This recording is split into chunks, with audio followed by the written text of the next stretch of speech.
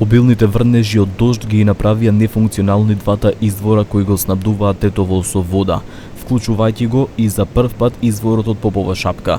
Властите предупредуваат дека водата не треба да се користи за пиење без претходно да се преврие, бидејќи микробиолошките анализи се уште не се готови. Kjo që ka ndodhur nuk ka ndodhur asnjëherë që uji që vjen nga burimet e kodrës së diellit të jetë i turbullt.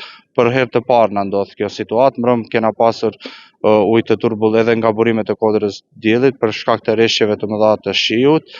Siç dini, jashtë funksionit është filtracioni i Tetovës, nga i cili marrim 150 litra ujë në sekond, por për momentin kemi diku te 240 litra vetëm nga burimet e kodrës së diellit dhe mundona me atë që ta furnizojmë qytetin. Nëse qofse do kemi kohë më të mirë sot dhe nesër presim stabilizim të plot të situatës që ta kthejmë në funksion edhe sistemin e filtracionit për shkak se rreshtet e dendura kanë nxjerrur totalisht nga funksioni filtracionin e Tetovës që gjendet në fshatin Lisec. Во моментов препораките се водата во Тетово да не се користи за пиење. Од Центарот за јавно здравје велат дека анализите покажуваат дека водата ги исполнува стандардите, но до завршување на микробиолошките анализи останува на сила препораката водата да не се пие или да се преврие пред употреба.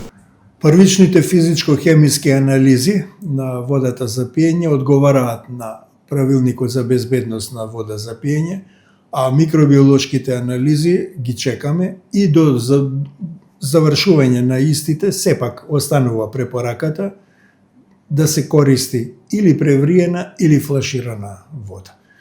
Уверени сме дека резултатите ќе бидат и од микробиолошките исправни, затоа што има резидуален хлор и затоа што водата се избистри во Тетово. Изворот што го снабдува Тетово од Лешница е надвор од функција бидејќи зема вода од реката, а паѓањето на лисијата во водата го блокира снабдувањето и филтер станицата. Тетово редовно се соочува со проблеми со водоснабдувањето, особено во есен и зима, кога има интензивни врнежи од дожд и снег.